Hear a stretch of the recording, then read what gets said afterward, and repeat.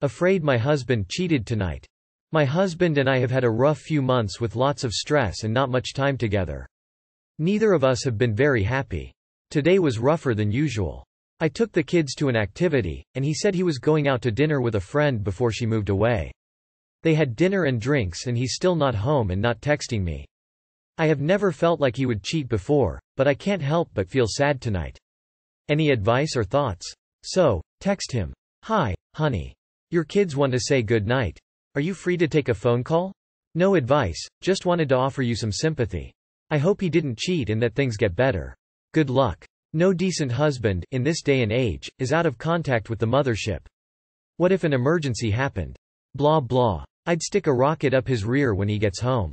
And yes, he's up to something. It may not be cheating, but for sure he's at the very least disrespecting his kids and wife. Said as a husband and father and one that's had his fair share of marriage moments. It's uncool for him to act as if he has no fatherhood obligations. It's double uncool to leave you in the dark on where he is or what he's up to for large swaths of time like this. Or at the very least a heads up if he's not going to be checking his phone or something. Dog. That behavior can't be tolerated. Can you not show up at her place and talk to him there instead of waiting on him? He can't be reached for 4 hours and he's on a date with another woman. Stop assuming the worst until you talk to him. Imagine if he gets home and you start accusing him of this and that only for him to show you his broken phone. If you are going to accuse him of cheating, then you need to have more proof. There is no coming back from that accusation. Not saying he isn't cheating. Just saying there are many legitimate reasons for this situation, and going straight to cheating highlights there are big issues and lack of trust in this relationship. No one's coming to my birthday. I'm turning 18 in a few days. I invited about 20 people, all my friends and acquaintances and their friends. No one's coming. They're ignoring all my messages, leaving the group chat for my birthday constantly. I planned my birthday at the beginning of this year, it was too early for them. And now they're completely ignoring me. They told me to plan it a week in advance and now they're too busy. I asked 2 friends yesterday.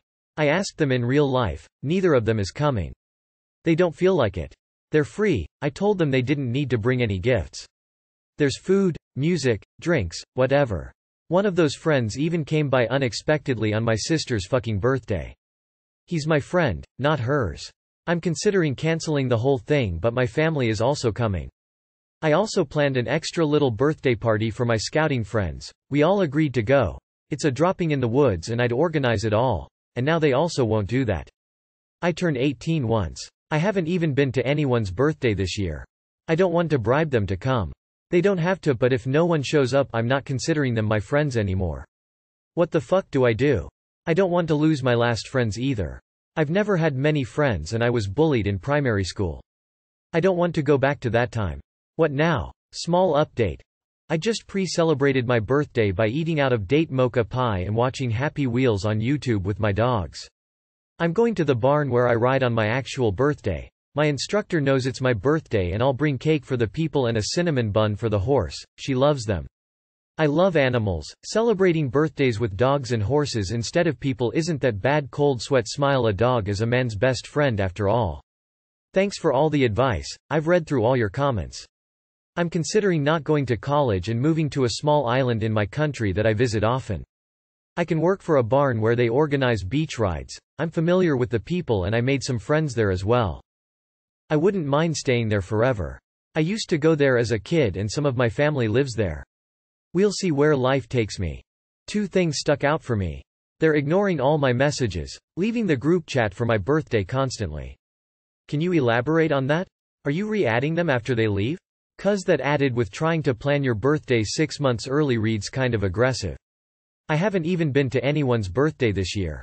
Can you elaborate on that as well? Were there no birthdays for COVID? Were you invited but didn't attend? Were you just not invited? It adds a lot of color, I think. Ah mate, they're clearly not your friends. It's sad but true. You need to see your true value that they clearly can't. I know how hard it is to make friends, but they don't dictate your value as a human. Enjoy the party with your family and move on from your current friends and find some that actually show up. Happy 18th and hope you have a great day. They're not your friends. I usually celebrate my birthday on my own, either going on vacation, watching a movie, or going somewhere to eat I haven't before. My extended family also tend to celebrate together. Do that, and cut your fair weather friends out of your life. Become someone they'd actually place value in, and ignore them when they need it. Vengeance is sweet. They are not your friends. Otherwise they'd come. Why do you consider them as friends? Are you 100% sure they consider you as their friend? I know it's terrible, but I would use this to understand that you are wasting your time with these people. Just enjoy your family and your big day and use it as a starting point. Nobody should have to beg their friends to come to their 18th b-day party. 18 was the exact year I cut off my entire friends group. We were at a house and one asshole told me to shut up and no one cared what I was saying. Not a single one of them defended me. I never hung out with them again. You will make new and better friends. Sometimes we go through periods of isolation. It sucks. It's also normal. They suck though. You will find better friends even if it's only 1 or 2 true friends. They're better than 20 shitty fake friends. Out of 20 plus people, not a single person is coming? So, I know a lot of people said simply, they aren't your friends, and I suppose that's a possibility.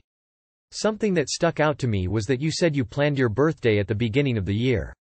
I wonder if you were very aggressive about it and it rubbed them all the wrong way. Another thought that occurred to me was that they're playing an elaborate prank on you. It just seems strange that out of 20 plus people, not a single one of them is coming. My girlfriend is obsessed with school shooters. My girlfriend that I've been dating over a year is suddenly obsessed with the Columbine shooters Dylan and Eric and that other guy Adam Lanza. And talks about she feels sorry for them and sexualized them and writes disgusting and cringy fanfictions about them. Sometimes I even feel like she's more attracted to them than she is to me. IDK, what is so hot to her? These horrible men. Anyone know why? Or have opinions? Please help, this obsession is really starting to piss me off. Run Forrest run. Get out and tell her she needs therapy. I can fix him. Fantasy on nightmare mode, my man. No clue why, but you may want to inform her family for help. Obsessions like this aren't healthy, and it sounds like she needs mental health supports. She sounds like the type to marry a serial killer on death row. She's insane. And needs help. Fanfictions? Adam Lanza? Please get away from her. My boyfriend just broke my table. My 23 boyfriend, 24. And I got into an argument tonight that ended with him breaking my antique wooden coffee table into literal pieces and storming out for 2 hours. When he came home, I tried to tell him how that table meant so much to me and that it was a gift from a family friend, and his response to me crying to him was that he didn't give a fuck about my table and that he only cared about going to sleep because he has work in the morning. He also said it was my fault for getting him so worked up in the first place and that he did nothing wrong. This is not the first time he's broken my things, but it is the first time it was something with sentimental value. I feel so stupid, sad and helpless. I don't know what to do anymore. This seems like an abusive relationship. One day, he will hit you instead of a table. Leave. Now. This guy clearly doesn't care about anything but himself. I'm sorry that happened. It's not your responsibility for how he reacted. Those were his words and his actions, and he's not taking responsibility for them. I hope he feels remorseful in the morning, but considering this isn't the first time he's broken something, it sounds like he is capable of being a violent person. Please make sure you're being safe. It sounds like you should run away as fast as you can. Get out now. Get your things together, and get the hell out of there. If your name is on the lease, talk to the landlord and explain what's going on. Get your family, friends on board so they can intervene if he wants to try and talk to you. This is a situation that will get worse and you will get hurt. If you don't have options for where to go, does he? Don't give him an ultimatum if you're home alone with him. This is a very dangerous time for you. If you can leave, do it when he's at work. Or hopefully you have a couple of large brothers, friends that can be there when you get your stuff out. There are resources for women in these situations where you can get to a safe place and then make another plan. First the table. Then you. Leave before it's you.